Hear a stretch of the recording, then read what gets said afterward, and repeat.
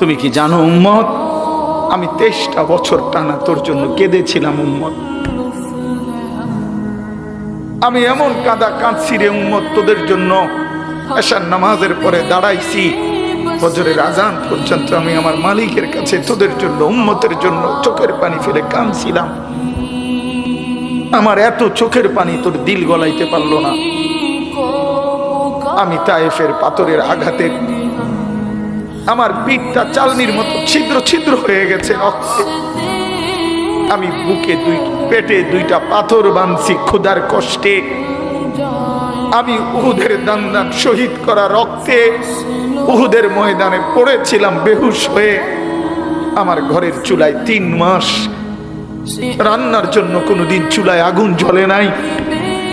আমার এত চোখের পানি, এত রক্ত, এত ক্ষুধার কষ্ট, কিছুই তোর মন গলাইতে পারলো না, তোরে সেজদা দিতে পারলো না।